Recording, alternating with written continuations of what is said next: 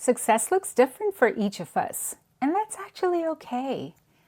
2 years ago, I was sitting at a mastermind event listening to a woman describe her version of success, scaling to 7 figures, hiring a team of 200 people, speaking on international stages, and moving to a beautiful mansion. And everybody was nodding along, and I was sitting there thinking, that sounds like a personal nightmare. I almost felt like there was something wrong with me because my version of success involves working less, not more, staying small and intimate with clients, and having a cozy cottage on the beach. That day, I realized we have all been fed one version of success, especially as women entrepreneurs. And spoiler alert, you are allowed to want something completely different. Hey there, welcome to Lead with Soul Deep podcast for women leaders who are done with overcomplicating success. I am your host, Meghna, and today we are diving into something I wish someone had told me years ago, that success looks different for each of us. And it's not just okay, it's actually a really good thing. Let's do a quick experiment. Close your eyes for 1 second, unless if you're driving, please keep those eyes open, and picture your idea of what a successful woman looks like. What does she look like? What is she wearing? Where is she? What or who is in her life? If you're anything like most people, you probably pictured something along these lines. A power suit or a perfectly put together outfit, a major city, maybe New York or LA, a busy schedule, maybe rushing between meetings, perfectly styled hair, never straying out of place, a team of people around her, definitely checking her phone for important emails. Sound familiar? All of those points? Maybe one of those? Am I close? That's the version of success we see everywhere. In movies, on social media, in business magazines. It's like someone created a template and then we're all supposed to want to fit into it. But here's what no one tells you. That template was probably not created by you or for you.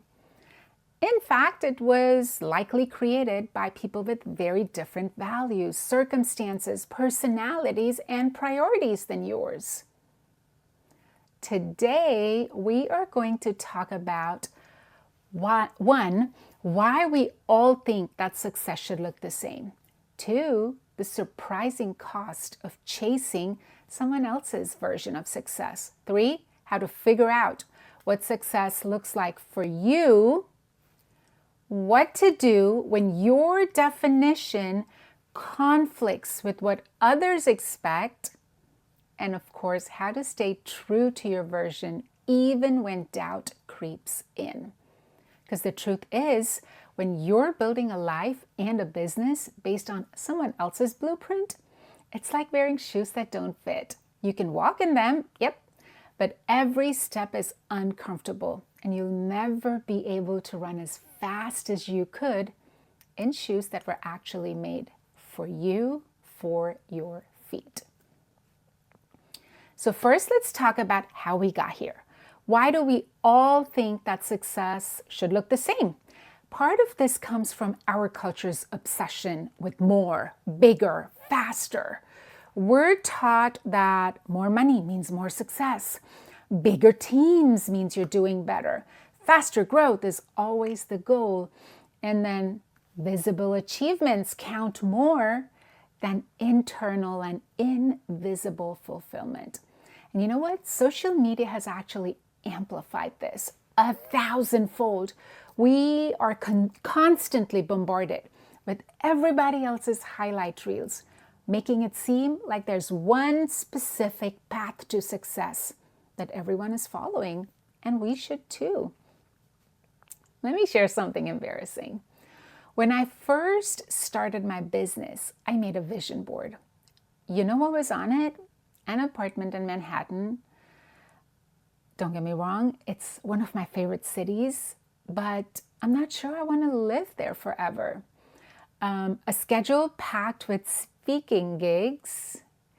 I'm actually an introvert who needs lots of quiet time. Photos of designer clothes. Yeah, you see what I'm wearing right now, right? A large team. I actually prefer working with just a few people that I know well. See, I wasn't putting things on that board that I wanted. I was putting things that I thought successful people were supposed to want. And that leads us to the cost of chasing someone else's version of success. That cost is higher than you might think. Here is what happens when you pursue a vision of success that is not aligned with who you really are. The achievement hangover. You know that feeling when you finally reach a goal that you've been working towards forever? And instead of feeling amazing, you feel nothing. Or worse, you feel empty. That's what I call the achievement hangover. It happens when you reach a milestone that looks really good on paper, but it does not matter to your heart. I had a client who spent 2 years hustling to hit the 7-figure mark in her business because she thought that's what success looked like. And when she finally hit it, she called me in tears. Not happy tears, sad and confused tears. I did everything I was supposed to do. Why don't I feel successful? Those were her words. The answer was simple. She had achieved someone else's version of success. When we dug deeper, what we figured out was that she actually valued creative freedom, deep impact, smaller groups of people, and lots of family time, all of which she had sacrificed so that she could hit that revenue goal. Number 2 is identity crisis. This one is subtle, but it's super powerful. See, when we're constantly trying to mold ourselves to someone else's version, we lose touch with who we really are. I see this with so many women leaders because they've become so good at becoming who they think they should be that they actually have forgotten who they actually are, like deep within. This happened to me about 3 years ago into my business as well. I was doing all the right things. I was saying yes to every opportunity, every speaking gig. I was networking constantly. I was creating content that performed really well, even though I didn't love it. And from the outside, things looked amazing. They looked good. But I remember sitting in my office one day and I didn't know what I actually enjoyed anymore. I had been in strategy mode for so long that I'd lost touch with my own preferences. The third one is the fulfillment gap. This is the space between what success looks like and feels like, and it can be enormous. See, society rewards visible achievements, the book deal, the revenue milestone, the prestigious client. But a lot of times, fulfillment comes from things that aren't as easy to showcase: meaningful work, aligning your values, peace of mind. I know so many women who look wildly successful on paper, social media, but they're miserable privately. They have the accolades, they have the followers, they have the revenue, but then they also have the anxiety, the exhaustion, the nagging feeling that something is missing. They're missing out on their family time. Meanwhile, some of the most genuinely successful people I know, and by this I mean fulfilled, purposeful, at peace, they don't have impressive Instagram feeds or massive businesses, but they have built lives that align with what matters to them. So how do we figure this out as to what success actually looks like for us? Here are the practical approaches I use. The values excavation. Before you can even define your version of success, get clear on your values. Not the ones you think you should have, but the ones you actually have. Try this exercise. Think about times when you have felt the most alive, fulfilled, and in flow. What was happening? Who were you with? What were you doing? For me personally, these moments include deep conversations with one or two people, not networking in big groups. It also means creating content when I'm not worried about how it's going to be received or what it's going to look like. It means being in nature, completely unplugged, having freedom over my schedule, seeing a client have a breakthrough that changes their life. Looking at these moments is when my core values become clear. Depth, authenticity, freedom, impact, and peace. Now, your list might look completely different, and that's exactly the point. Point number 2 is the success audit. Take a look at your current goals, and for each one of those, ask, whose voice is behind this goal? Is it mine or somebody else's? How am I going to feel when I achieve this? Be honest, not aspirational. Does this align with my current actual values or what I think I should be valuing? And if no one else ever knew that I achieved this, would it still matter to me? I personally do this audit every quarter, and it's always revealing. Last year, I realized I had launched a podcast with 10,000 downloads on my goal list. And when I asked myself these questions, I realized I don't really care about the download numbers. What I really wanted was to have meaningful conversation. And that 10,000 number, that was based on what I thought would look impressive to others. So I revised that goal to create podcast conversations that create or generate meaningful insights and help women feel less alone. And this was what actually mattered to me. Then we have the deathbed perspective. I know this sounds morbid, but it is incredibly clarifying. What will matter to you at the end of your life?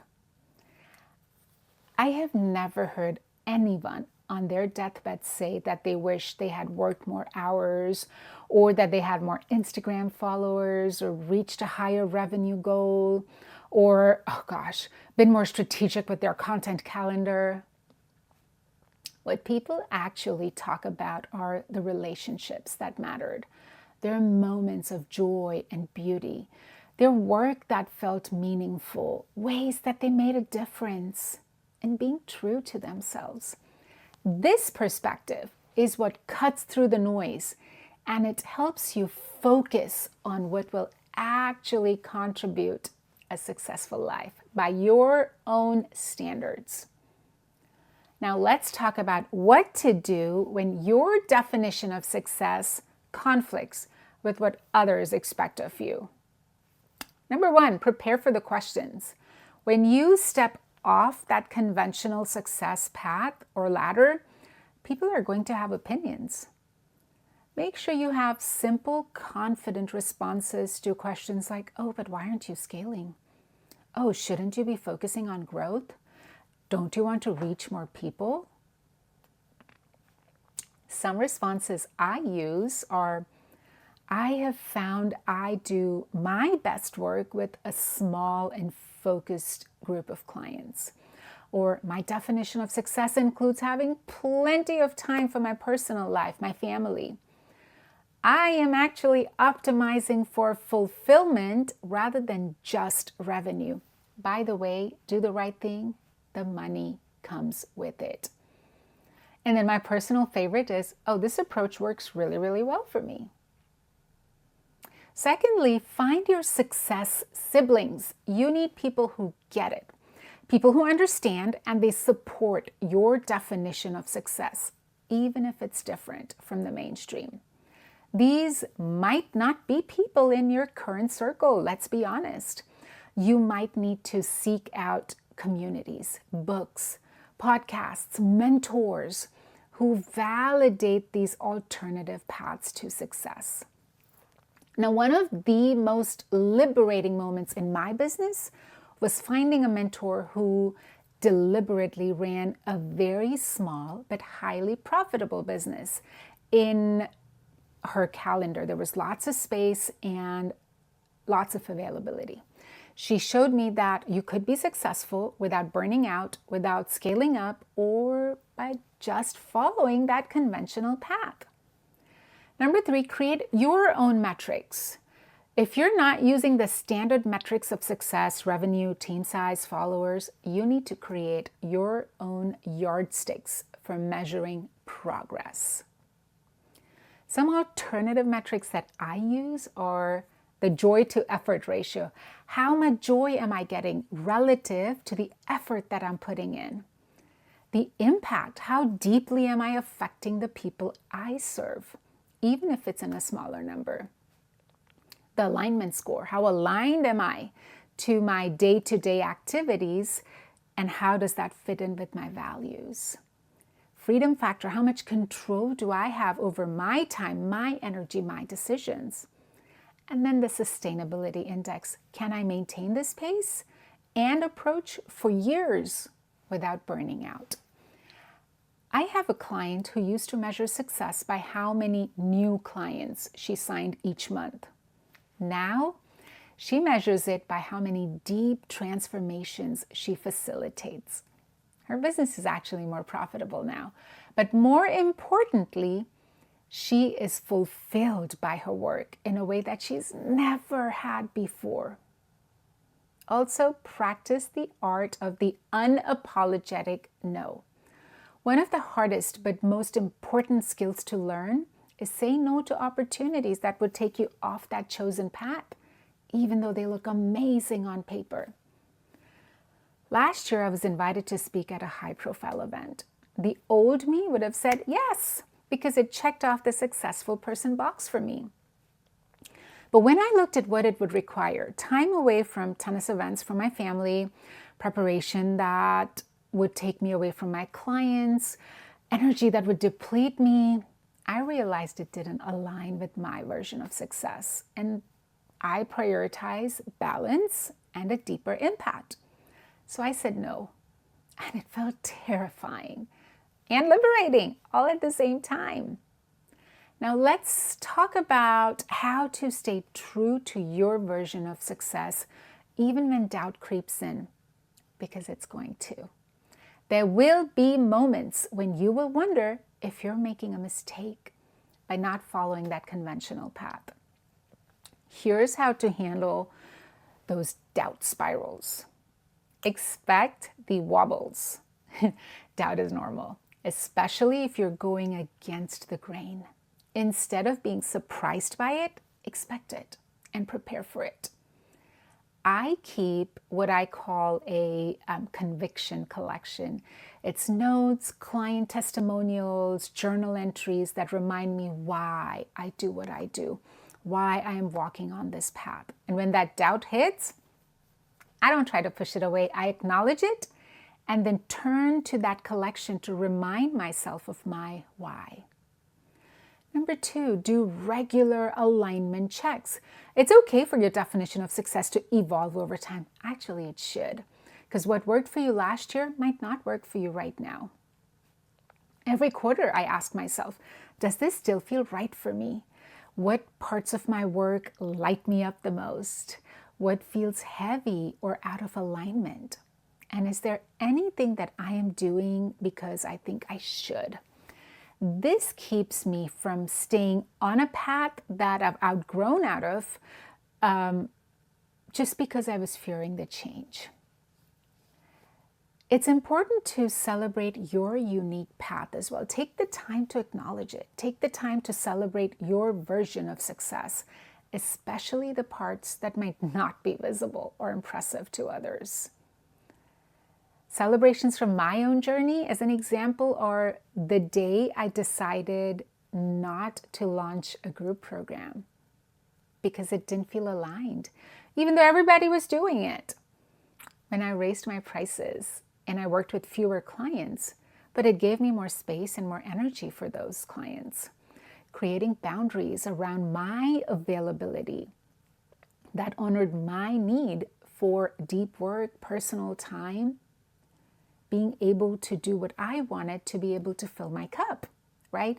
These weren't moments that I posted about on Instagram, but they were a pivotal part of creating that successful life and business on my own terms. And let me share with you how this has played out in my own business and life. See, 5 years ago, I was following that conventional success path. I was saying yes to every opportunity. I was trying to build a bigger team every year. I was creating more offers to reach more people. I was working longer hours to achieve more growth. Now, on paper, things looked amazing. Revenue was up, my audience was growing, I was getting more recognition in my industry. But you know what? I was exhausted. I was disconnected from my purpose. And honestly, I was not enjoying myself most of my days. I was successful by those external standards, but by my own inner, deeper ones, I was a failure. So I made some changes. I downsized my team to just 2 people that I love working with. I decreased or reduced actually my client load by 60%. I still kept the same revenue though. I stopped speaking at large events. Honestly, they drained me. And I focused on intimate workshops. I created better boundaries. I actually moved to a smaller home, a smaller community where I feel more at home. And to some, these changes might look like I took steps backward. And I've had people ask me was something wrong in my personal life, in my business? Was I scaling down just because I was going to shut shop? And the truth is, my business is actually more profitable than ever. My clients are getting amazing results. I wake up excited about the work I do. I have energy for my personal life. My personal connections are the best they have ever been. So by conventional measures, maybe I'm less successful. But by my own measures, I am thriving. And I have actually seen the same transformation with my clients. See, one woman that I work with left a prestigious role at a Fortune 500 company to start a specialized consultancy serving a very super niche group of people. And her former colleagues thought she was having a midlife crisis, right? 3 years later, she's working half the hours, she makes 30% more money, and she has a depth of fulfillment that she's never had the chance to experience in that impressive corporate role. Another client deliberately keeps her business under 7 figures because she's figured out that if she wanted to grow beyond, she'd need more systems and team structures, and that's just not what she wants. Now, she's been told so many times that she's playing small. She's happy, and that's all that matters to her. So here's what I have come to believe. Success isn't a destination or a specific achievement. It is the ongoing alignment between how you're living and what truly matters to you. And what matters to you may look radically different from what matters to me, or to the business guru, or to somebody on Instagram, or to your well-meaning best friend who keeps sending you articles about scaling your business. That's not just okay, actually, it's beautiful. Imagine how boring life would be if we all wanted and valued exactly the same things. Now, before we wrap up, I want to offer you this permission slip. You get to define business for yourself. Not once, but again and again and again. Throughout your life, throughout your business journey, your destination gets to evolve as you do. Because there is no final destination. There's no moment where you've made it by some universal standard. There's just the ongoing discovery of what brings you alive, what feels meaningful, and what allows you to contribute in the way that only you can.